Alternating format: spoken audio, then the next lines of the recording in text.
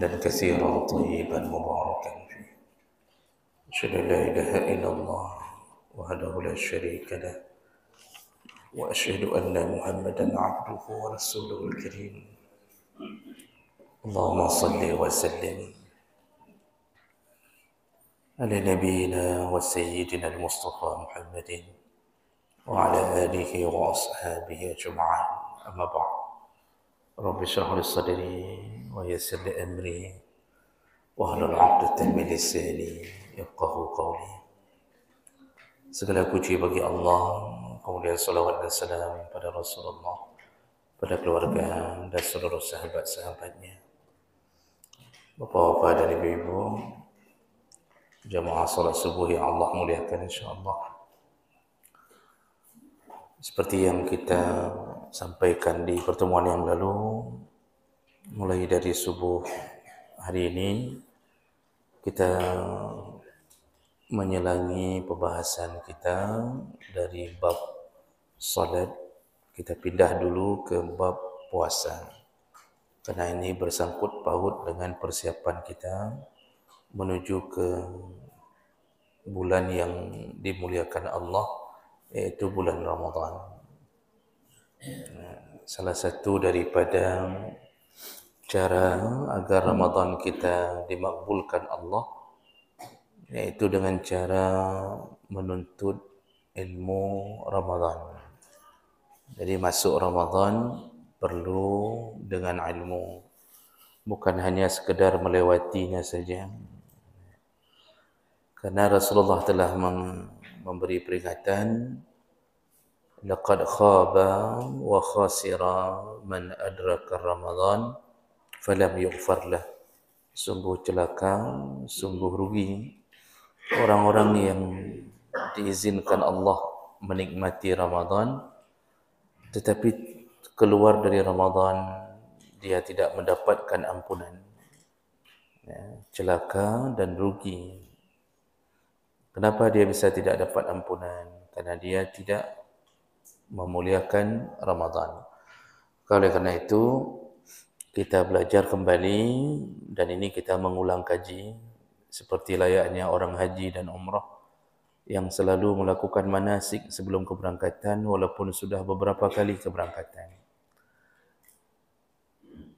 Baik, jadi bicara tentang hukum-hukum seputar Ramadan ini, para ulama menyusun bab-bab tentang Ramadan, mulai dari syarat wajib puasa, rukun puasa, perkara yang sunnah, kemudian pembatal-pembatal puasa, dan seterusnya. Mudah-mudahan 3 kali pertemuan kita bisa kita selesaikan dengan rinci. Nah, yang pertama yaitu tentang syarat wajib puasa. Ada 4 syarat seseorang diwajibkan untuk berpuasa. Yang pertama adalah al-Islam. Orang Islam, semua yang berakidah sebagai seorang mukmin, maka dia terkena kewajiban puasa. Namun tidak semua orang Islam wajib puasa sampai dia baligh. Makanya syarat keduanya adalah baligh. Orang Islam yang dikenakan kewajiban puasa hanya Islam yang sudah baligh, Muslim yang sudah baligh. Makanya anak-anak itu tidak wajib puasa yang belum baligh. Namun walaupun begitu sudah dituntun untuk diajarkan. Jadi dalam syariat belum wajib sampai datangnya baligh, tapi kita sebagai ayah dan ibu wajibkanlah puasa anak-anak di umur mereka tamyiz. Umur tamyiz itu mereka sudah mulai membedakan mana yang baik, mana yang buruk. Sekira-kira kalau laki-laki umur 10 tahun itu sudah diwajibkan puasa oleh orang tuanya. Ketika umur 7 tahun, kalau memang sanggup, ya silakan. Kalau tidak sanggup sepenuh hari, ya setengah harilah. anak-anak itu. Tidak sanggup juga ya seperempat hari. Tidak sanggup juga setelah sahur langsung berbuka. Yang penting ajarkan bahwa ini Ramadan. Kalau sudah 10 tahun, kalau bisa diwajibkan. Nah, anak-anak itu tidak dapat pahala. Pahala ada, tapi tidak diberikan untuk mereka. Ini tolong jangan dibocorkan ke anak-anak. Nanti mereka enggak ada yang mau puasa. Jadi ibu-ibu jangan terlalu jujur sama anak-anak. Nanti jangan sampai ibu-ibu mengatakan, nak, mama ini harus jujur kepada kamu, nak. Kamu puasa tapi enggak ada pahalanya. Pahalanya untuk mama dan bapa. Ini ibu jujur tapi agak blow on begitu. Jadi jangan terlalu jujur, suruh dia puasa. Dia dapat apa? Dia dapat tongkat atau fundamen untuk melanjutkan syariat setelah dia balik. Itu pendidikan yang terbaik dari orang tuanya. Kita dapat apa dari anak kita yang puasa, yang belum balik? Yang pertama dapat pahala puasanya. Yang kedua dapat amal jariah ketika dia sudah mulai puasa ketika balik. Kalaupun kita meninggal, bertahun-tahun anak kita masih hidup di atas bumi ini untuk berpuasa, seluruh pahalanya dialirkan ke orang tuanya yang mengajarkan puasa kepadanya tanpa harus diniatkan. Itu amal jariah. Karena Rasulullah mengatakan kalau meninggal anak Adam putuslah semuanya kecuali 3 perkara. Salah satunya adalah waladun salihun yad'ulah, yaitu anak yang saleh yang mendoakannya. Itu maksudnya adalah siapa yang menjadikan dia saleh? Orang tuanya. Siapa yang menyuruh dia puasa? Orang tuanya. Siapa yang mengajarkan? Orang tuanya. Maka seluruh pahala, walaupun dia tidak meniatkan untuk orang tua, itu dialirkan Allah kepada kita setelah kita meninggal dunia. Dan ini dikuatkan oleh hadis Nabi, man sanna sunnatan hasanatan, barang siapa yang melakukan satu kebaikan, mengajarkannya, memulai satu kebaikan, maka dia dapat pahala wa ajru man amila ba'dah, dan pahala orang yang mengikuti setelahnya. Jadi nanti anak kita ni ajarkan lagi puasa pada cucu kita. Seluruh pahala cucu kita dan anak kita dialirkan ke kita. Jadi bukan hanya anak kita. Cucu kita mengajarkan lagi ke cicit kita. Seluruh pahala cicit kita, salatnya, puasanya, itu dialirkan ke buyutnya yang mengajarkan kakeknya dulu untuk puasa. Cicit ajar terus ke bawah, ke bawah, ke bawah sampai hari kebangkitan. Begitulah multi level marketingnya orang-orang yang berbuat baik.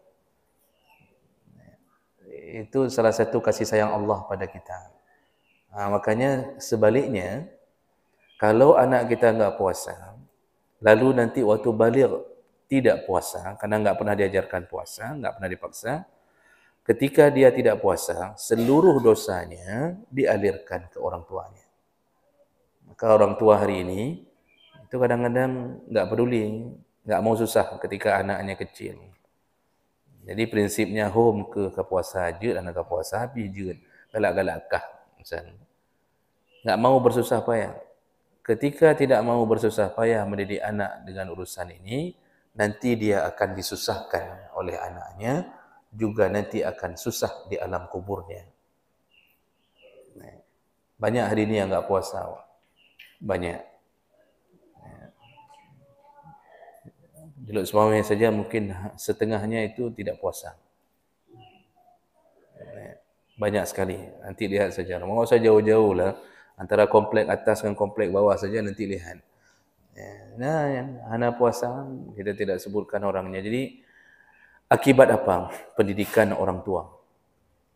Makanya disuruh ajarkan puasa walaupun belum baligh. Berikutnya, al-aqlu, syarat ketiga wajib puasa iaitu berakal. Jadi yang baligh, yang Islam tidak wajib puasa kalau tidak berakal. Tak wajib puasa. Orang gila tidak wajib puasa. Orang pikun sama seperti hukum orang gila. Orang pikun, yang pikunnya permanen, umur 75, sudah enggak sadar diri lagi, Pak. Kadang-kadang dia salat maghrib 5 rakaat, salat isya 1 rakaat. Pokoknya enggak sadar diri lagi. Enggak usah paksa nenek kita yang pikun tu puasa. Nyan gugur karena kehilangan akal. Tapi kalau pikunnya pikun non permanen, pagi pikun, siang sudah sadar, itu tetap diwajibkan puasa. Ada yang model pikun, Senin pikun, Selasa, Rabu tidak pikun, Kamis pikun. Pokoknya hari-hari puasa dia sudah pikun. Itu yang model-model begitu, berarti nanti ganti di hari yang lain, hari pikunnya saja. Nah, yang model jawai atau pikun, di akhir bulan cuma pikun. Ketika datang orang menagih hutang, pikun dia. Itu yang model-model begitu, tangani sesuai dengan keadaan.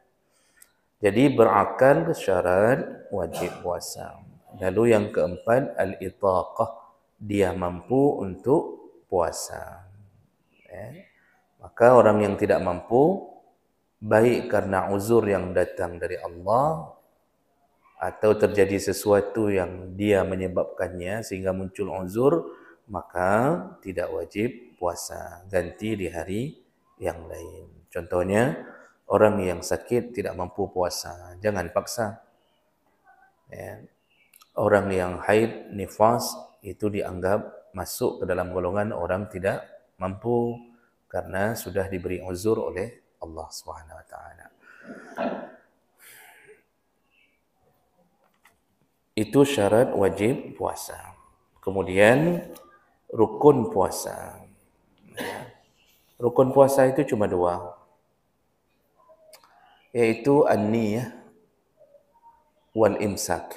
Niat dan menahan diri dari semua yang membatalkan puasa. Cuma itu rukun puasa. Rukun salat ada 13, tambah tumakninah 18. Tapi rukun puasa cuma 2. Niat dan menahan diri dari semua perkara yang membatalkan puasa. Baik, yang pertama niat. Wajib niat. Cuma bedanya nanti dalam mazhab Syafi'i niat masuk ke rukun, dalam mazhab lain niat masuk ke syarat. Beda penempatan saja, tapi sama-sama wajib. Innamal a'malu binniyat. Semua urusan itu ditangani dengan niat. Enggak ada niat tidak sah apapun amal. Dan amal pun kalau beramal tergantung niatnya. Berpahala tidak berpahala sebuah amal tergantung niat. Kalau niatnya membangga-banggakan diri, tidak ada pahala. Niat ikhlas karena Allah berpahala. Datang ke pengajian tergantung niat. Kalau niatnya karena tidak enak, karena sudah di WA dalam grup disebutkan nama, berarti datang karena enggak enak. Maka tidak ada pahala kecuali dia merubah niatnya. Tapi kalau datang dengan ikhlas, walaupun tertidur di dinding, tetap berpahala. Datang dengan ikhlas, lalu kita ada kekurangan-kekurangan dalam pengajian, tetap sempurna pahala. Makanya niat sangat menentukan. Dan niatlah yang bisa membedakan antara satu ibadah dengan ibadah yang lain. Kita berdiri 2 rakaat, enggak ada yang tahu itu solat apa. Kita pun enggak tahu mau solat apa kecuali setelah kita berniat. Bisa jadi qabliyah, bisa jadi solat sunnah wudu, bisa jadi solat sunnah tahiyatul masjid. Yang bisa membedakan cuma niat. Makanya niat itu wajib dalam semua urusan, termasuk dalam berpuasa. Niat itu letaknya di hati, bukan letaknya di lisan atau di bibir. Niat itu letaknya di hati. Ibadah yang disuruh lafazkan niat, iaitu haji dan umrah. Kalau itu disuruh lafazkan niat. Habis pakai baju ihram, kan kita disuruh berniat, nawaitul hajja wa umrata wa ahramtu biha lillahi ta'ala. atau labbaik Allahumma hajjan atau umratan. Itu memang disuruh lafazkan kalau haji dan umrah. Tapi selain daripada itu, niat tetap di hati. Kita selama ini mengenal niat, kalimatnya nawaitu shauma ghadin an ada'in fardhi syahri Ramadan hazihi sanati lillahi ta'ala. Itu kalimat itu, bukan hadis Nabi. Kalimat itu dikumpulkan, dirangkum oleh para ulama mujtahid, terutama dalam mazhab Syafi'i, dan kalimat itu keluar melihat rukun-rukun niat dalam Ramadan. Jadi melihat mana niat yang wajib kita bersihkan, bahagian apa saja. Itu makanya terkumpullah kalimat itu. Jadi bukan kalimat yang dikarang-karang oleh orang awam, tidak. Itu untuk memudahkan kita berniat. Nah, kemudian syarat niat itu ada 4. Baru sah niat dalam puasa. Yang pertama tabyid an-niyah. Niat itu harus dibersihkan di malam hari. Bapak Ibu mohon diperhatikan, niat itu dibersihkan di malam hari. Kalau seandainya seseorang tertidur setelah maghrib, tidak berniat apapun untuk puasa besok, terbangun setelah azan subuh, maka puasanya di hari itu tidak sah. Tidak sah. Kalau dia melakukannya dalam keadaan tidak sengaja, dia tidak berdosa, namun ganti di hari yang lain. Tapi tidak sah puasa. Siapa yang mengatakannya? Langsung Nabi yang mengatakan dalam hadis riwayat Bukhari Muslim. Kata Rasulullah, "Man lam yubayyitis siyam."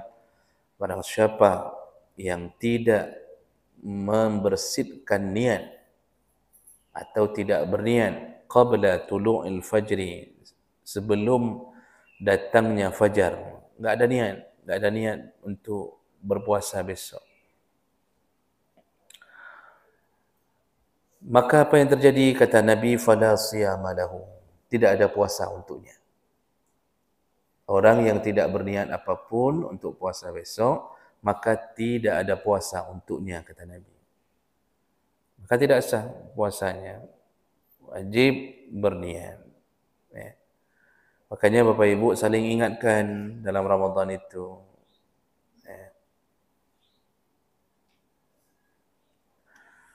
Suami ingatkanlah istri untuk berniat. Istri ingatkan suami untuk berniat. Anak-anak diingatkan semuanya. Kalau perlu tulis spanduk selama Ramadan, tempel di kamar, tulis beraya tak, jangan lupa niat. Niat itu sebenarnya kalau dalam fikih itu bersitan hati seperti kilat, itu disebut niat. Artinya kalau dalam mazhab lain, karena masuknya ke syarat, kan mazhab lain masuknya ke syarat. Mazhab Syafi'i memasukkannya ke rukun. Beda, Pak. Syarat itu eksternal, rukun internal, masuk ke dalam komposisi ibadahnya. Kalau syarat di luar ibadahnya. Nah, tapi sama-sama wajib. Kalau dalam mazhab Syafi'i memang harus disengajakan, dibersihkan di hati. Kalau dalam mazhab lain terbersit sebelum puasa, itu sudah dianggap berniat. Jadi ini perlu benar-benar diingat dalam Ramadan untuk berniat. Berikutnya, syarat kedua ketika berniat adalah menta'yinkan niat. Ta'yinun niyah fil fard. Jumhur ulama sepakat mengatakan wajib dita'yinkan. Maksud ta'yin, kalau dalam salat kan kita mengucapkan usalli fardhat dhuhri. Jadi kita salat menyengajakan bahawa salat itu salat zuhur wajib, tunai, adaan, itu semua ta'yin, ya. Dalam Ramadan juga begitu, harus menta'yinkan, ya, untuk memastikan bahawa puasa kita ini iaitu fardu, puasa wajib. Yang puasa wajib itu dilakukan dalam Ramadan tahun ini. Dalam keadaan tunai, bukan qadha. Jadi dengan mentakyinkan kita telah mengeluarkan kemungkinan yang lain. Jadi kita bukan puasa qadha, bukan puasa kafarah, bukan puasa nazar.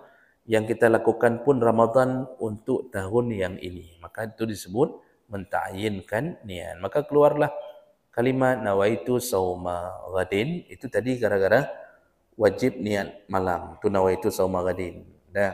Kemudian fardhi syahri Ramadan. An adain, mulai dari an adain fardhi syahri Ramadan hazihi sanah. Itu ta'yin, wajib dita'yinkan. Kami puasa Ramadan ini ya Allah, bukan puasa qadha, bukan puasa nazar, bukan puasa kafarah. Dan ini disyaratkan oleh jumhur ulama selain mazhab Hanafi. Hanya Hanafi yang mengatakan tidak perlu dita'yinkan. Lain semuanya menta'yinkannya. Maliki, Syafi'i, Hanbali menta'yinkannya. Ya. Nah, kemudian syarat ketiga al-jazam. Jadi niat itu harus jazam. Jazam itu harus pasti bahawa tidak ada keraguan-raguan. Jadi enggak boleh berniat sengaja aku puasa besok kalau jadi, enggak boleh. Aku akan puasa besok insya-Allah, enggak boleh. Karena ini kewajiban. Jadi harus jazam, harus pasti puasanya besok karena Allah Taala besok puasa. Enggak boleh ada kalimat insya-Allah, kemungkinan, kalau jadi, kalau enggak ada halangan apa-apa. Enggak boleh berniat seperti itu. Harus jazam. Nah, baik. Kemudian yang keempat yaitu ta'addud an-niyah bi ta'addudil ayyam. Syarat keempat daripada niat yaitu harus diulang-ulang setiap malam seperti berulang-ulangnya hari. Setiap malam berniat.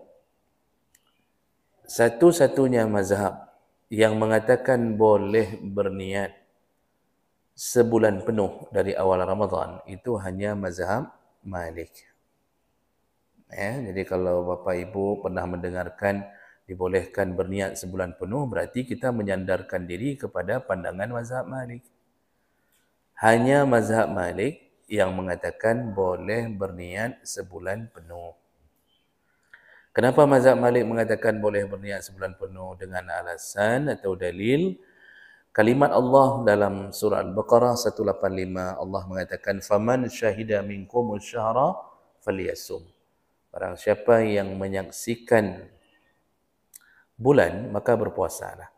Nah, kalimat syahra dalam ayat ini selain bermakna bulan yang di atas juga bermakna syahrun, hitungan kumpulan 30 hari atau 29 hari itu disebut syahrun. Makanya mazhab Malik mengatakan Allah menyebutkan satu paket. Siapa yang melihat bulan, maksud bulan kumpulan 30 hari itu dalam pandangan yang lain. Siapa yang melihat bulan Ramadan maka puasalah. Di situ mazhab Malik mengambil kesimpulan bahawa itu satu nama untuk menyebut Ramadan. Maka Ramadan itu dianggap paket, satu paket dari awal sampai akhir. Maka dibolehkanlah berniat dari awal untuk sebulan. Itu pandangan mazhab Malik. Sedangkan jumhur ulama itu tidak menyetujui pandangan ini. Tetap wajib tiap malam, enggak boleh berniat sebulan penuh. Dengan alasan yang pertama hadis Nabi yang kita bacakan tadi. Siapa yang tidak berniat di malam hari sebelum datangnya fajar, maka tidak ada puasa untuknya. Itu kan Nabi menyebutkan siapa yang tidak berniat di malam hari sebelum datangnya fajar. Berarti kan berulang-ulang malam fajar, berulang-ulang. Itu berarti maksud Nabi adalah niatnya tiap malam. Tiap malam. Itu dalil dari jumhur ulama. Yang kedua, secara ma'qul atau logika, jumhur ulama mengatakan Ramadan itu bukan paket. Ramadan itu bukan paket. Kullu yawmin ibadatun ala hiddah. setiap hari Ramadan itu hari-harinya berbeda-beda. Ghaira muta'alliqah bil yaumil akhar. Tidak ada sangkut paut antara hari dengan hari di dalam Ramadan. Buktinya bahawa tidak ada hubung kait antara hari dengan hari Ramadan. Buktinya adalah bidalilin annama yufsidu ahaduhuma la yufsidul akhar. Ketika batalnya puasa hari ini tidak membatalkan puasa kemarin. Kalau batal puasa kemarin, tidak batal hari ini. Kalau itu dianggap satu paket, maka kalau puasa hari ini batal, wajib batal semua kalau dianggap satu paket. Makanya berbeda-beda hari-hari Ramadan. Karena berbeda-beda, tidak saling berkaitan, maka diwajibkanlah berniat setiap malam. Jadi Bapak Ibu, pandangan ini lebih aman, lebih kuat. Ya, makanya berniatlah setiap malam. Oh, ada Ustaz, saya dengar bahawa disuruh juga berniat sebulan penuh, takut-takut kalau tertidur nanti tiba-tiba kita tak bangun, bisa pakai niat sebulan. Itu berarti menyandarkan diri ke pandangan mazhab Malik tadi. Ya, jadi disandarkan ke pandangan mazhab Malik. Adakah yang salah dari dua ijtihad ini? Enggak ada yang salah, Pak. Cuma mana yang lebih kuat saja, yang lebih berhati-hati yang kita ambil. Karena ini ijtihad. Ijtihad itu enggak ada yang salah. Salah di sisi Allah tetap satu pahalanya. Benar di sisi Allah dua pahalanya. Cuma jadi masalah, kalau kita sandarkan diri ke mazhab Malik, maka nanti ini disebut dengan mencampur adukkan mazhab.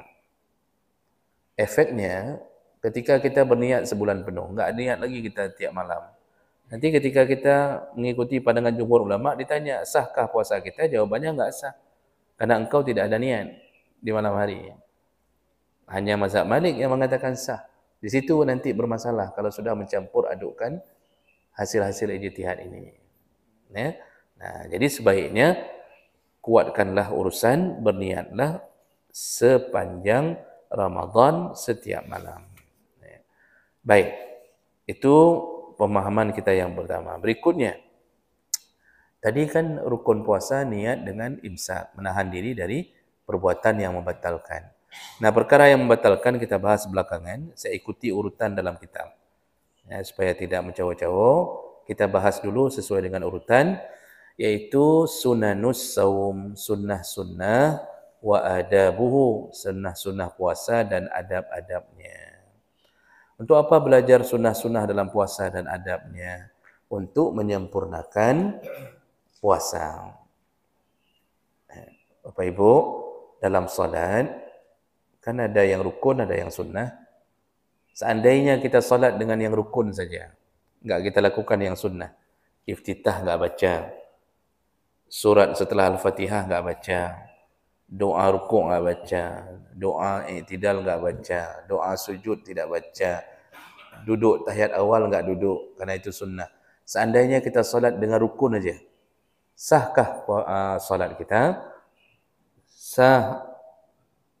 Sah. Namun apa yang terjadi? Kita telah menghadapkan solat kita kepada Allah dengan cacat, tidak sempurna. Karena Nabi mengatakan sallu kama ra'aitumuni usalli. Jadi seperti orang cacat, orang bolong-bolong kita hadapkan ke Allah. Begitulah ibaratnya kalau kita meninggalkan yang sunnah. Begitu juga Ramadan, Pak. Rukun cuma dua, niat menahan diri dari yang membatalkan. Selesai. Kita enggak mau melakukan yang sunnah, maka puasa kita berhadapan dengan Allah dalam keadaan cacat, bolong-bolong, tidak sempurna. Sedangkan kita berharap kesempurnaan. Orang kerja aja disuruh sempurna, kalau enggak dipecat. Orang kerja disempurna aja, itu harus sempurna kerjanya. Mai pecat. Itu harus datang tepat waktu, enggak boleh pulang dulu begini. Semua berharap sempurna. Maka kalau kita merindukan surga, tentu sunnah ini menjadi jalan untuk menyempurnakan pahala puasa kita. Maka perlu belajar apa saja yang disunnahkan Nabi selama Ramadan. Yang pertama, as-sahur, bersahurlah. Ini perlu dibedakan. Sahur itu jangan karena kita yang menginginkan. Ini Pak, bedakan. Ada orang ini, dia nggak tahu bahwa sahur itu Nabi suruh. Dan dia nggak peduli. Dia sahur, dia yang menginginkan. Jadi sahurnya untuk supaya kuat badan waktu puasa atau sanggup berpuasa. Ada juga kebalikannya, orang nggak mau sahur karena merasa kuat walaupun tanpa sahur. Dia mengatakan ke orang, "Indung hana payah sahur tadi. Biasa baklum kan. Saya biasa aja. Itu saya sering tahan-tahan lapar, nggak ada masalah." Dia nggak sahur karena dia merasa kuat. Satu lagi yang sahur karena merasa tidak kuat. Ini sahur seperti ini, itu bukan sahur yang dimaksud dalam syariat. Jadi kalau begitu sahur ini bagaimana? Sahur itu niatkanlah taat. Ini sunnah nih sahur nih. Enggak sahur pun boleh. Tapi niatkanlah sahur karena taat. Jadi seakan-akan kalau ada orang bertanya, "Kenapa kau sahurkah?" Karena Allah dan Nabi yang menyuruhku sahur. Sahur karena taat, itu berbeda sahur karena suka-suka kita. Maka harus dirubah pola. Semuanya lakukan karena taat. Karena Allah telah mengatakan kita dicipta, jin dan manusia dicipta memang untuk hanya sembah Allah. Dan ini yang membuat kita bisa mendapatkan ridha. Jadi sahurlah karena taat, karena Nabi suruh. Nabi menyuruh bersahurlah walau jur'ata ma'in, walaupun hanya dengan segelas air. Kita mungkin tipe yang enggak biasa makan sahur. Enggak diterima sama perut. Kadang-kadang kalau kita makan jam-jam begitu muntah. Walaupun muntah, sahur apa aja. Oh, enggak sanggup makan, minum. Enggak sanggup minum, apa yang bisa? Takut muntah kalau minum, apa yang bisa? Makan kurma sebiji, makan kurma. Oh, enggak sanggup makan kurma, takut muntah, makan bijinya. Pokoknya sahur, Pak. Walaupun satu kismis atau sina beruh. Kita ambil seanak sina, sebiji beras, ambil niatkan karena Allah yang menyuruhku. Itu sudah dapat pahala taat itu. Karena kita ini nanti yang menjadi sandaran kita dapat ridha Allah karena kita ini taat. Itu aja sebenarnya. Hidup di dunia ini yang penting taat saja. Sami'na wa ata'na, selesai urusan dah. Tak usah banyak kali mikir tentang macam-macam, taat saja masuk surga dah. Jadi sahurlah karena taat kita pada Allah, walaupun dengan benda apapun, sahurlah. Jangan tinggalkan sahur. Itu pertama, sunnah yang perlu kita kuatkan. Tapi Nabi suruh sahur kenapa? Ada hikmahnya. Rasulullah mengatakan, "Tasahharu fa inna fis sahur barakah." Bersahurlah engkau karena dalam sahur Allah tanamkan keberkahan. Jadi itu hikmah.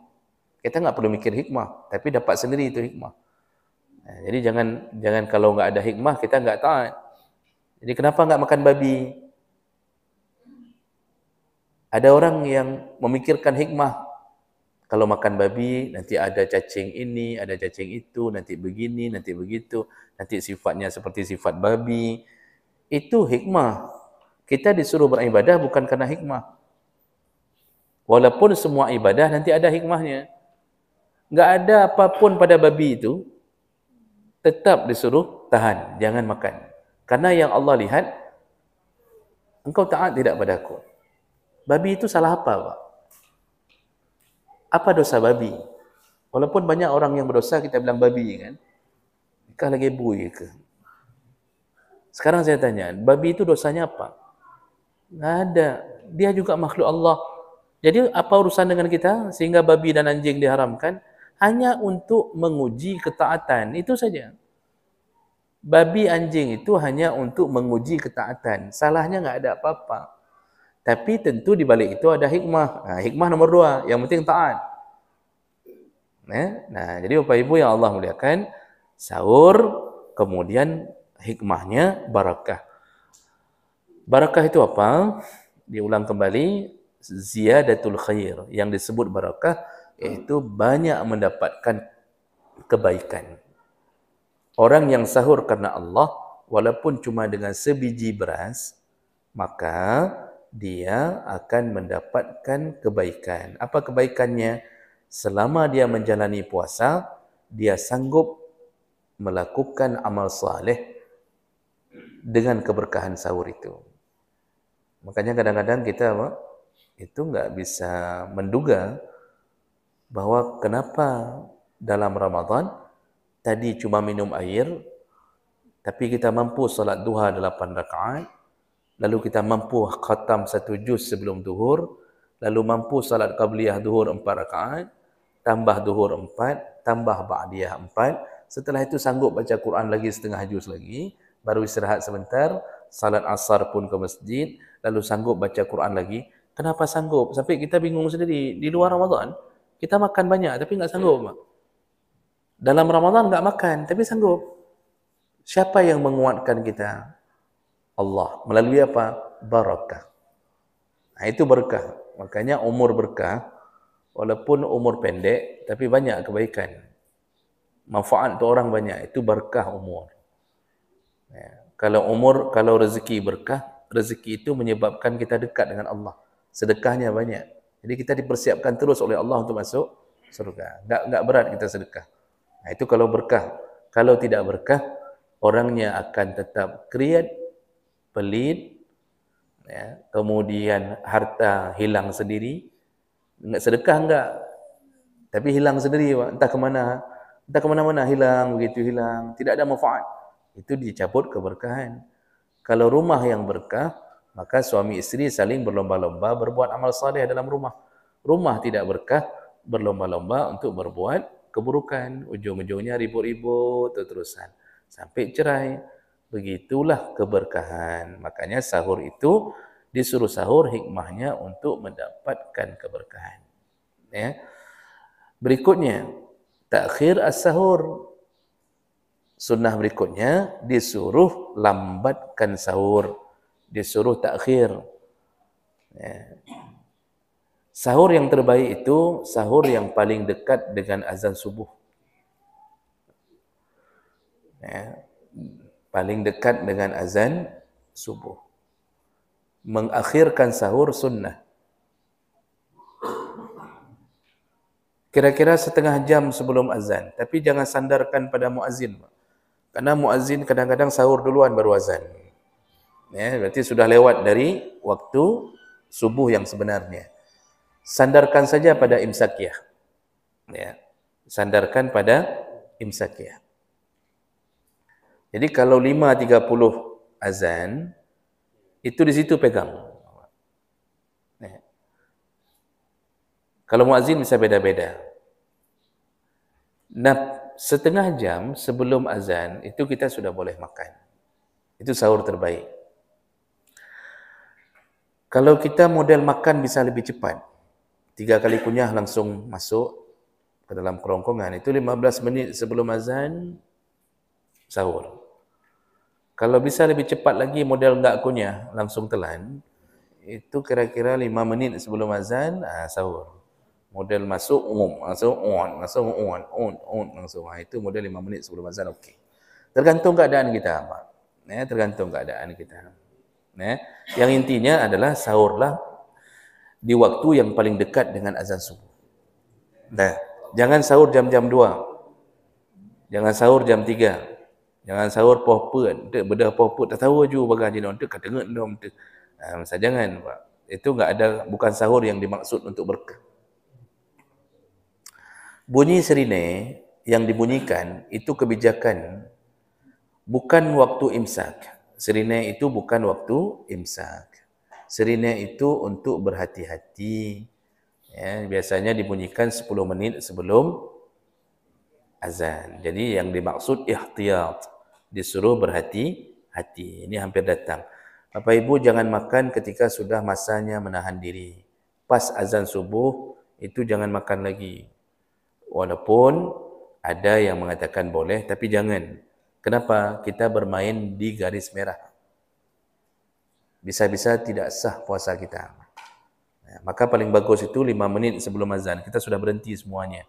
Sudah cukup makan, minum, ya, apapun yang ibu dan bapa inginkan, makan terus di waktu sahur. Jangan sampai teringat di waktu zuhur. Oh, ada bororum yang tinggal tadi malam dalam kulkas. Sikat sebelum sahur. Jangan sampai waktu zuhur kita buka kulkas. Anak pegah baklung mentang na tinggal bororum. Mereka tidak pesuum tahu bunuh. Nyo kan ingat-ingat dong kenan. Jangan mau apa habiskan. Tapi berhentilah 5 menit sebelum waktu imsak datangnya fajar. Itu untuk mengamankan diri. Jadi jangan bermain di garis merah. Takut jatuh ke jurang. Kita pikir puasa kita diterima, padahal kita telah melewati masa imsak. Ya, baik. Itu berarti takhirkan sahur. Lalu sunnah berikutnya adalah ta'jil al-fitr. Percepatlah waktu berbuka. Percepat waktu berbuka, itu maknanya bukan berbuka sebelum waktunya. Tapi ketika sudah datang waktu, segera buka. Jangan merasa hebat ketika sudah bunyi azan, lalu kita jalan-jalan, lalu ingin kita kasih tahu orang, saya sanggup, mesti sejam lagi pun saya sanggup, enggak buka. Itu bukan begitu. Ambil sunnah, percepatlah berbuka. Orang Syiah itu bukanya Isya. Orang Syiah itu bukanya Isya, bukan Maghrib. Saya ada beberapa orang Syiah yang saya kenal. Saya tanya, berbuka Isya. Mereka menafsirkan ayat Allah sampai terbenam, sampai betul-betul hitam. Jadi Isya lah waktu sudah benar-benar hitam. Di situ kebodohan yang dibuat oleh orang Syiah. Makanya jangan masuk Syiah, Pak. Lambat buka puasanya. Kita ahlu sunnah buka puasa disuruh maghrib, yaitu ketika azan maghrib. Ketika azan berbunyi segera. Maksudnya, kapanpun, dimanapun, segera buka. Oh, kita tadi keluar sore, pas balik macet. Pas sedang macet, azan. Di situ apa yang ada kita beli, makan. Jangan tunda lagi ke rumah untuk mendapatkan sunnah ini. Segera. Oh, kita perjalanan jauh dalam mobil. Ketika azan, jangan bilang sama anak 10 menit lagi sudah sampai ke rumah, kita buka sana aja. Enggak, segera dalam mobil. Apa yang ada? Oh, enggak ada makanan. Spion kan ada? Oh, enggak ada minuman. Air cuci kaca mobil depan. Aman. Pokoknya buka. Itu usahakan dapat sunnah itu. Dan yang lebih takjub, Masya Allah masalah ini Pak dan Ibu, kan enggak perlu diajarkan sama Nabi untuk mempercepat berbuka. Padahal perlu ada purnonya. Memang itu yang kita tunggu-tunggu dari pagi. Bahkan sebelum sahur kita udah nanya ke suami, abang nanti malam bukaannya apa? Mau dibuatkan apa? Dari belum puasa kita sudah mikir buka. Apalagi waktu detik-detik berbuka, memang kata duduk atas meja. Duduk atas meja, lihat keminuman sekali, lihat makanan sekali, lihat jam sekali. Nging lo miyum, nging lo watu. Nging watu. Itu memang kita tunggu-tunggu. Kita suruh kasih hidup radio sama anak-anak, coba kasih hidup radio. Jangan yang lambat kali azan, cari yang cepat azan sikit. Memang kita tunggu. Tapi subhanallah, ternyata yang kita tunggu dengan kasih sayang Allah, marah diberi pahala. Aneh kan agama ini? Begitu sayangnya Allah, yang kita tunggu pun diberi pahala. Padahal enggak perlu diajarkan pun, kita memang itu kita tunggu. Nabi mengatakan, La tazalu ummati fi khair. Umatku akan senantiasa mendapatkan kebaikan. Jadi terus diberi pahala banyak oleh Allah. Kapan? Ini hadis tentang Ramadan. Ma'ajjalu al-fitr wa akharu as-sahur. Selama mereka mempercepat berbuka dan mengakhirkan sahur. Mempercepat berbuka dapat kebaikan. Padahal itu memang keinginan kita. Begitulah kasih sayang Allah pada umat. Jadi percepatlah berbuka. Kemudian sunnah berikutnya adalah berbukalah seperti Nabi. Bagaimana Nabi berbuka? Nabi berbuka selalu dengan rutab. Ya, kurma yang segar, yang baru dipanen, masih segar, Pak. Itu rutab namanya. Fa in lam takun rutaban, kalau tidak ada rutab, kata Anas bin Malik, Nabi berbuka dengan tamar, kurma yang sudah kering. Maksudnya bukan kering sekali, sudah berkerut sedikit, sudah agak keras isinya. Itu baru pilihan Nabi yang kedua. Fa in lam takun tamaran, kalau tidak ada tamar, barulah Nabi berbuka dengan hasawatim mimma, barulah beliau meneguk segelas air. Jadi air bukan pilihan pertama untuk berbuka. Kurma. Ada orang yang bilang, ya biasalah Nabi buka dengan kurma, di masanya memang kurma makanan. Oh tidak. Masa itu Pak, makanan pokok itu bukan kurma. Gandum, syair, kemudian mereka buat roti, daging, itu daging unta, daging kambing, itu pilihan utama. Tapi Nabi enggak buka dengan itu. Nabi memilih kurma. Nah, silahkan baca di internet kenapa kurma. Saya tidak bisa jelaskan lebih jauh karena ada bahasa-bahasa kedokteran. Yang saya ingat cuma sedikit, kurma itu bisa mengecas bateri orang yang 13 jam tidak berpuasa dengan sempurna. Jadi glukosa hilang 13 jam, itu bisa terisi dengan memakan kurma. Jadi lagi urun dicah bateri, Pak. Terus naik, staminanya naik setelah memakan kurma. Padahal Nabi enggak mengatakan itu di 1444 tahun yang lalu, Nabi enggak mengatakan itu. Tapi hari ini kedokteran mengakui kurmalah makanan terbaik untuk berbuka puasa. Jadi kurma duluan Pak masukkan. Nah, jangan minum air dulu. Ada sebagian ulama mengatakan disunnahkan ganjil walaupun tidak wajib.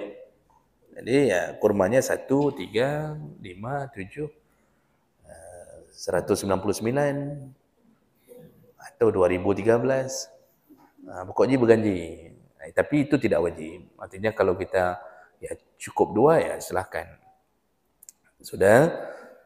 Berikutnya, doa aqabul fitri. Setelah makan kurma, berbuka, boleh tambah air sedikit setelah itu, barulah disuruh berdoa.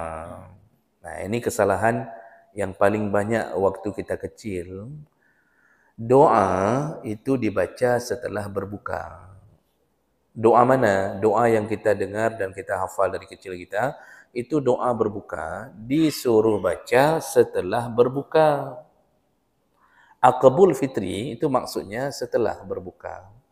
Doanya ada beberapa versi, ada riwayat ya, yang lumayan kuat menyebutkan dan Nabi pernah membaca doa zahabat dhama wa batalatil uruq wa sabatal ajru insyaallah. Ya. Telah hilanglah dahaga, telah lepaslah urat-urat, telah dicatat pahala dengan izin Allah. Nah, itu doa ini kita dari kecil enggak membiasakan sehingga doa ini banyak luput dari mulut kita. Atau riwayat yang lain dari Abu Daud,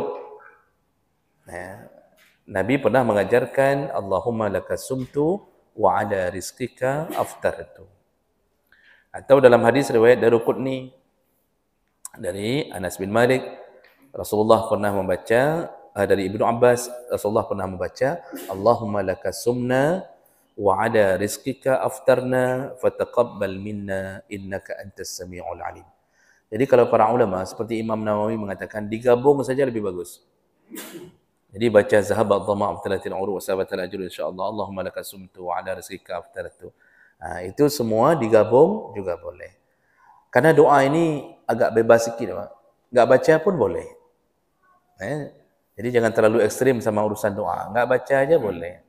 Kalau kita mau berdoa dengan bahasa Indonesia, kita waktu berbuka kita enggak hafal doa ini. Lalu kita baca, ya Allah terimalah puasaku. Cukup capek aku tunggu dari pagi, ya Allah. Itu doa kita. Boleh enggak Bapak Ibu? Boleh. Ada dalil yang mengucapkan doa itu? Enggak ada, tapi boleh. Kalau itu boleh, maka menggabungkan doa, pilih doa ini, doa itu juga boleh. Jadi jangan terlalu ekstrim sampai mengatakan bahawa yang wajib hanya zahabat dhamma, yang lain semuanya doa bid'ah. Hanya ekstrim dah kan. Enggak baca aja boleh. Jadi silahkan berdoa setelah berbuka. Kesalahan kita baca doa ini sebelum berbuka. Jadi pas kita mau makan kurma atau minum air, di situ tak baca Allahumma lakasumtu. Salah, Pak. Di situ bacaannya cuma satu, bismillah. Atau bismillahirrahmanirrahim. Makanya orang yang tidak faham ini selama 30 hari Ramadan enggak pernah baca bismillah. Selalu diawali dengan Allahumma lakasumtu. Padahal bismillah itu doa makan minum kapanpun dimanapun. Itu jangan salah. Jadi pas memakan bismillah. Nanti setelah berbuka baru baca doa. Kita kan enggak. Karena salah diajarkan. Pas kita makan ni, belah kademat yang baca doa. Allahumma lakasumtu bika amantu alaik. Salah. Bismillah udah enggak ada lagi. Padahal bismillah lah doa makan minum yang bisa membuat syaitan tidak mendekat ke makanan kita. Lalu berikutnya, wasunniyatid doa. Nah, ada lagi kesilapan atau kekurangan yang kita buat. Setelah doa buka puasa, disunnahkan berdoa untuk pribadi. Karena Rasulullah mengatakan, lis-saim 'inda fitrihi da'watun la turad. Orang yang puasa ketika berbuka doanya tidak ditolak Allah. Diingat, orang yang berpuasa ketika berbuka doanya tidak ditolak Allah. Kita tidak ambil kesempatan ini. Seharusnya habis baca Allahumma lakasumtu atau zahabat dhamma, sempatkan waktu sebentar untuk berdoa Bapak Ibu. Karena di situ mustajabah doa. Minta apa saja untuk kebutuhan pribadi. Yang anaknya lumayan batat-batat, minta supaya Allah perbaiki. Yang belum punya anak, minta diberi anak. Yang mau tambah anak, minta supaya ditambah anak. Yang sudah kebanyakan anak, minta berhenti anak. Jadi minta sama Allah. Di situ semua dikabulkan. Cuma nanti Allah jawab ya sesuai dengan versi Allah. Bukan sesuai dengan keinginan kita, sesuai dengan versi Allah. Kalau Allah anggap enggak baik, engkau banyak anak. Yang satu aja sudah cukup bermasalah. Maka sebaiknya engkau tidak punya lagi. Kau berikan yang lain saja, kata Allah. Itu nanti di surga semuanya dapat. Nah, nanti ketika sebelum berbuka, sebelum waktu azan berbuka, itu di situ sunahkan doa juga. Nabi mengatakan ada 3 doa yang tidak ditolak Allah, yaitu doa orang tua pada anaknya, da'watul walid liwaladihi. Yang kedua, da'watus shaim hatta yuftir. Doanya orang yang sedang berpuasa sampai berbuka. Apalagi puncaknya 15 menit lagi sebelum berbuka, itu puncak kelelahan kita. Kan 15 menit tu kena buka, kita kan sudah badan terasa hangat gitu kan. Keringat di sini keluar keringat, di sini keluar keringat ya. Sampai suami bentar-bentar lap keringat dengan tisu, kah adik kena mati ke kan. Itu puncak kita bergetar, lihat makanan, masih lihat 15 menit lagi, terasa 15 tahun rasanya. Itu bergetar kita. Di situ disuruh berdoa menjelang berbuka. Jadi jangan habiskan waktu nonton. Ini menjelang berbuka nonton. Jadi sambil-sambil nunggu, itu nonton. Nanti kadang-kadang enggak nonton, duduk samping jalan. Dia lihat orang lewat. Nanti ada yang bawa pulang estelir, Ukai Blok estelir. Nanti lewat Espanol Ukai Blok. Berdoa seharusnya di situ. Kalau bisa sanggup baca Quran, baca Quran. Allah kabulkan. Kenapa Allah kabulkan? Di situ puncak ketaatan kita. Jadi seakan-akan kalau Allah bertanya nanti, kenapa engkau sampai begitu? Sampai bergetar, sampai keluar keringat. Apa jawaban kita Bapak Ibu? Karena taat kepadamu ya Allah. Kalau bukan karena taat, kuat puasa long ya Allah. Tapi karena engkau menyuruh kami puasa, bibir kering, tenggorokan kering, maka Allah paling sayang di waktu itu. Maka berdoalah.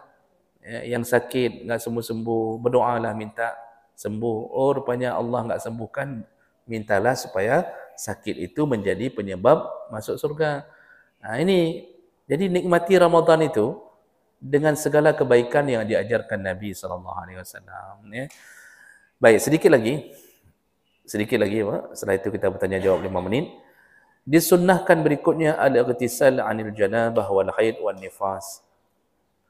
Bagi yang berjunub haid, kan malam Ramadan boleh kan berjunub? Tak ada larangan. Dulu sebelum umat Muhammad, puasa itu buka maghrib, suruh puasa lagi sampai subuh. Kayak gitu cara puasanya, Pak. Puasa pagi sampai maghrib. Setelah buka, suruh puasa lagi, tahan diri lagi. Tak boleh berhubungan suami isteri, tak boleh. Sedangkan umat Muhammad disuruh puasa hanya setengah hari. Tapi pahalanya mengungguli umat-umat terdahulu. Malam bebas. Berhubungan suami isteri tidak larang. Maka turunlah ayat uhilla lakum lailatus siyam arrafasu ila nisaikum. Dihalalkan malam-malam Ramadan engkau berhubungan dengan isteri-isterimu. Dibolehkan. Maka kalau yang berjunub, kalau hari-hari biasa kan boleh mandi setelah azan. Karena yang penting waktu salat sudah suci. Kita tunda mandi enggak mesti sebelum azan subuh. Setelah azan pun boleh. Yang penting waktu salat sudah suci. Dalam Ramadan sunnahnya sebaiknya mandilah sebelum azan. Jadi ketika imsak datang, kita sudah suci. Itu yang terbaik. Jadi ibu-ibu yang haid, yang telah suci haidnya malam, mandi kalau bisa sebelum azan. Ketika imsak datang, kita telah dalam keadaan bersuci. Itu yang dimaksud. Yang terakhir untuk hari ini, taftir shaimin dalam Ramadan disunnahkan memberi makanan orang berbuka puasa. Sunnah. Berlombalah memberi makan orang berbuka, Pak. Nabi menjanjikan sebuah keajaiban. Kata Nabi, man fattara shaiman, barang siapa yang memberi makan orang berbuka puasa. Satu orang buka puasa. Ya. Kana lahu mislu ajrih. Allah berikan pahala untuk orang yang memberi makan buka puasa ini, pahala sempurna dari orang yang puasa.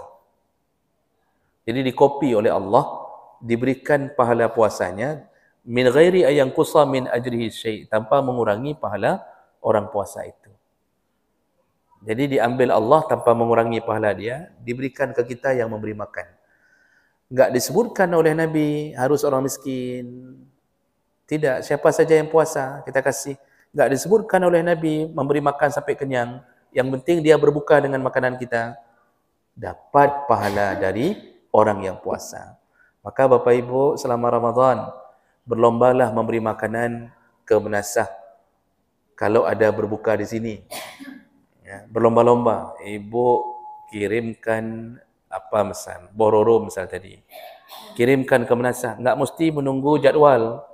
Karena nanti kan biasanya ada jadual malam 17, ya, lorong apa misal dari rumah ini ke rumah, enggak perlu itu. Tiap malam ibu kirimkan, disusun makanan kita di atas piring bercampur dengan makanan orang,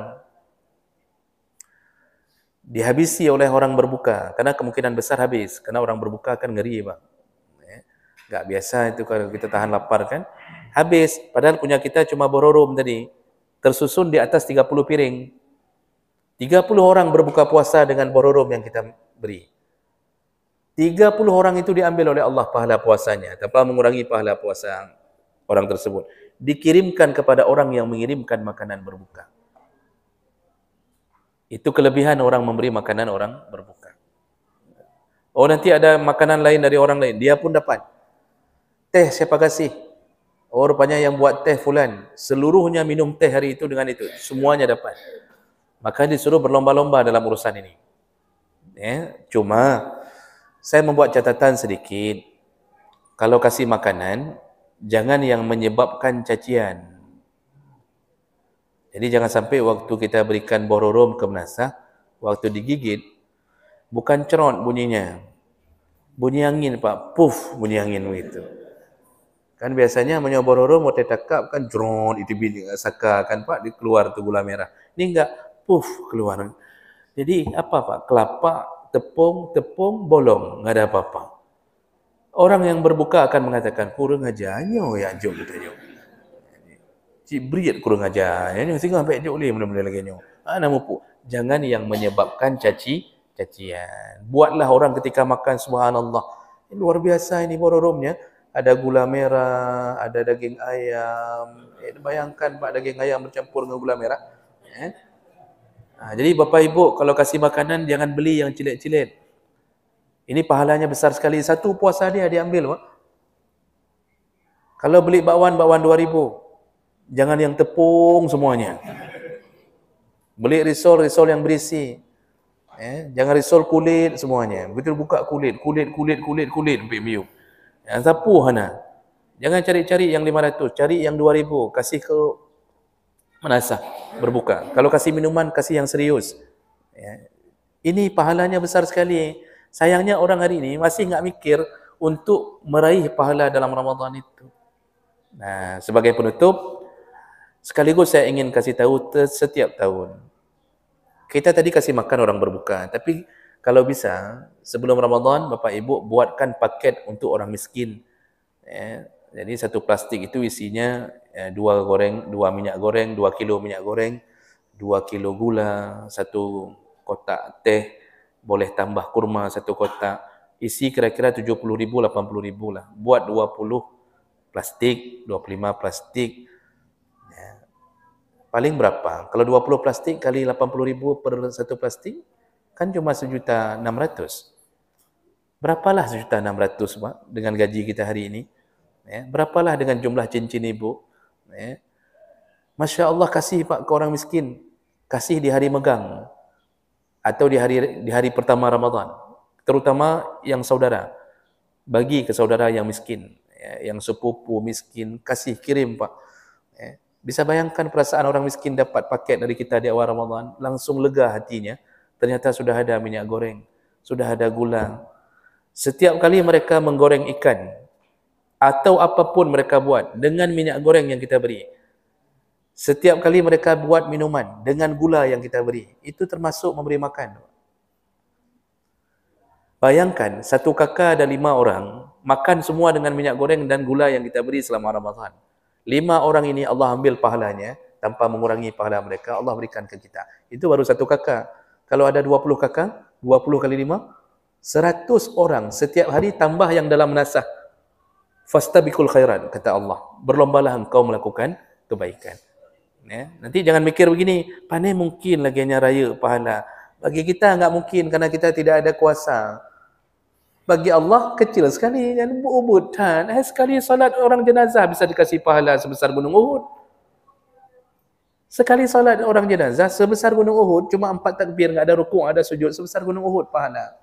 Makanya kan paling bodoh orang yang datang ke tempat jenazah, nunggu pas mau salat pulang, kan bangai. Tak dapat pahala itu Pak.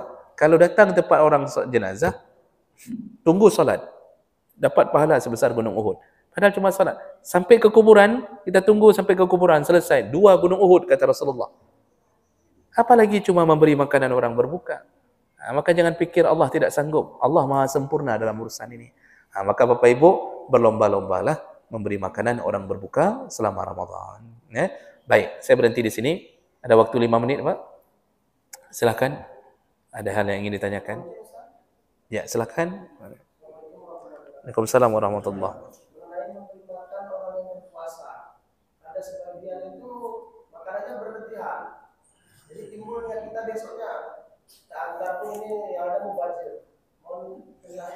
Baik. Benar, bisa terjadi lebih makanan. Ketika lebih makanan, ketika tidak dimakan, apakah bisa mendapatkan pahala memberi makan orang berbuka? Bisa, Pak. Karena kan kita, dengan niat kita, itu sudah dapat pahala memberi makan orang berbuka. Walaupun nanti ternyata enggak habis. Yang Allah hitung tetap berapa yang kita kasih, bukan berapa yang habis. Karena fungsi niat itu lebih hebat daripada amal. Maka kan ada hadis yang panjang tentang dunia ini hanya diperuntukkan untuk 4 orang. Hadis dari Abi Kabasyah Al-Anmari. Salah satunya, ada orang miskin, enggak ada apa-apa, Pak. Enggak ada sedekahnya, enggak bisa sedekah. Lalu dia cemburu ke orang kaya dalam hadis itu. Dia berniat dalam hatinya, ya Allah, seandainya aku kaya seperti dia, aku akan bersedekah lebih daripada dia. Need orang miskin. Apa kata Nabi? Wa huwa biniyatihi, dia dengan niatnya, fa ajruhu sawa, pahalanya sama dengan orang kaya tadi. Padahal dia enggak buat apa-apa ni. Cuma berniat. Niat saja menyolong kaya. Saya sedekah juga ke orang miskin. Mandong anak udah pojok apa, kata dia. Niat yang tulus ingin menjadi orang kaya lalu bersedekah. Seperti orang kaya yang bersedekah, niatnya saja dapat pahala orang kaya tadi. Itu fungsi niat. Maka kita enggak dipeduli, kita kasih makanan. Sampai tarawih baru habis. Enggak habis semua waktu itu kan. Bahkan ada disimpan. Tetap pahala berdasarkan niat. Bukan berdasarkan berapa yang habis. Jadi itu diberi pahala yang banyak. Namun kalau kita lihat betul-betul mubazir, berarti alihkan ke tempat yang dibutuhkan. Kalau kita lihat dah pengalaman 2 malam, ternyata berlebih-lebih makanan. Maka kita boleh alihkan, kasih saja ke rumah-rumah orang-orang miskin yang dekat-dekat dengan kita, tetangga. Jadi itu dikondisionalkan. Yang pahala tidak berkurang. Habis enggak habis, pahala tetap dapat sempurna. Begitu kekuasaan Allah. Ada lain? Ya, silakan Bapak.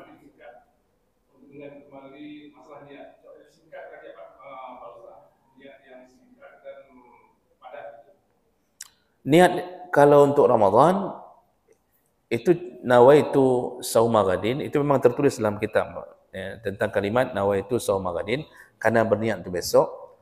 Fardhi syahri Ramadan. Itu sudah cukup kalau memang ingin berniat singkat. Tapi enggak mesti dengan bahasa Arab. Mungkin Bapak kesulitan menghafal, maka dibolehkan sengaja aku puasa besok Ramadan tahun ini, atau fardu Ramadan sudah selesai. Di situ sudah dianggap berniat. Lillahi ta'ala tidak perlu diucapkan, tidak mengapa. Karena memang semua ibadah itu untuk Allah. Sama juga dalam solat. Dalam solat itu lillahi ta'ala enggak perlu ucapkan, enggak apa-apa. Karena memang solat untuk Allah. Begitu juga dalam Ramadan. Jadi itu sesingkat-singkatnya niat, sudah ada qasadnya, sudah ada ta'yinnya. Baik, kira-kira begitu. Ya, silakan. Bagaimana kalau kita dalam bulan puasa itu bekerja di dalam air? Di dalam air. Selalu dalam keadaan basah. Okey. Kalau bekerja, misal contoh dalam air kerjanya penyelam atau memang nak proyek dalam dah kan Pak kan, atau orang angkut pasir segala macam dalam air segala macam. Selama air itu tidak masuk ke dalam rongga yang berlubang, maka tidak bermasalah. Selama tidak masuk ke rongga yang berlubang, contoh telinga, hidung, dubur, kubul, selama enggak masuk enggak ada masalah. Itu saja yang perlu kita jaga. Tapi kalau wajib menyelam dan kita tidak bisa menjaganya, puasa itu tetap tidak sah, karena pembatal puasa adalah masuk sesuatu yang disengaja. Dengan menyelamkan berarti dengan sengaja masuk. Maka kita perlu jaga supaya enggak masuk ke pancaran. Kalau enggak ada cara, seandainya kita memang harus melakukan itu, kalau enggak melakukan itu, kita dipecat, Pak. Enggak ada jalan keluar. Maka boleh diganti di hari yang lain. Oh, rupanya di hari yang lain pun enggak bisa. Mungkin di hari lain enggak bisa sama sekali, Pak. Sabtu Minggu enggak ada liburnya itu. Contohnya. Misal kalau sudah begitu, berarti kita sudah masuk ke dalam kondisi sangat darurat. Enggak kerja dipecat, enggak bisa cari penghasilan lain, kerja terpaksa berbuka, itu termaafkan gara-gara kondisi darurat itu. Tapi sebenarnya, kalau ada hari lain yang kita bisa libur, di hari libur itu yang disuruh ganti puasa Ramadan kita. Yang puasa yang masuk rongga berlubang itu tetap tidak sah. Karena dalam kitab juga disebutkan, satu-satunya yang termaafkan adalah inqaz an-nas minal ma', ketika kita menolong nyawa orang dalam air. Itu yang termaafkan betul. Jadi orang tenggelam, kita masuk untuk selamatkan. Maka masuk ke rongga tidak dianggap. Itu sudah dianggap termaafkan. Jadi kalau bisa tahan, kalau enggak bisa ganti di hari yang lain. Enggak bisa juga, harus kerja 24 jam tiap hari. Itu berarti sudah masuk dalam kondisi sangat darurat. Tapi saya yakin adalah waktu untuk ganti di hari yang lain kan, nggak mungkin terus-terusan sepanjang hari dalam air kan. Baik, kira-kira begitu. Terakhir. Misalnya orang yang tinggal puasa, tinggal sembahyang, yang main dengan sumpah. Jadi meninggal itu kalau sudah berkifarah, bagaimana caranya? Kalau dalam salat, pandangan paling kuat tidak ada kafarah, tidak ada fidyah, tidak ada qadha. Imam Syafi'i sendiri yang mengatakan dalam surat dalam kitab kata Imam Syafi'i, zamata ibnu Adam wa alaihi salawat, kalau anak Adam sudah meninggal masih tertinggal solatnya, lam tuqda wa lam tufda, tidak ada qadha. Ahli waris enggak perlu qadha wa lam tufda, tidak ada fidyahnya. Itu perkataan Imam Syafi'i sendiri. Jadi yang tolak-tolak berhawatnya apa? Itu pandangan paling lemah dalam mazhab Syafi'i. Pandangan paling lemah dalam mazhab Syafi'i. Cuma saya heran kenapa dikuatkan di masyarakat. Salat itu amal badan, bukan amal harta. Jadi pandangan paling kuat enggak ada qadha, enggak ada fidyah. Itu yang paling kuat. Nah, itu salat. Tapi kalau puasa, itu kalau meninggal tergantung. Kalau dia meninggal dalam keadaan memang sudah dalam kondisi enggak bisa puasa, maka gugurlah semuanya, enggak perlu diqadha, tidak ada fidyah. Tapi kalau dia meninggal dalam keadaan masih ada kesempatan untuk puasa, tapi belum sempat karena sakit. Contoh, sakit. Dia bilang nanti mamak kalau dah sehat mamak puasa. Rupanya meninggal. Jadi 15 hari Ramadan pertama, rupanya meninggal. Maka itu boleh dipilih. Diqadhakan oleh ahli warisnya atau membayar fidyah. Kalau sumpahnya syaratnya cukup, memakai huruf qasam, wallah, tallah, billah, demi Allah, dan dia berniat sumpah, lalu dia langgar, sengaja dia langgar atau terlanggar, maka wajib ganti dengan kafarah sumpah. Kafarah sumpah iaitu memberi makan 3 hari puasa atau memberi makan 10 orang miskin. Kalau itu wajib. Oh, dia meninggal, dilakukan oleh ahli warisnya, membayar kafarah memberi makan 10 orang miskin atau memberi pakaian 10 orang miskin. Baik, kita cukupkan. InsyaAllah kita sambung nanti di pertemuan berikutnya. Kita masih terus membahas tentang Ramadan. Kita tutup dengan kafarah majlis. Subhanakallahumma bihamdik, asyhadu an la ilaha illa anta, astaghfiruka wa atubu ilaih. Wassalamualaikum warahmatullahi wabarakatuh.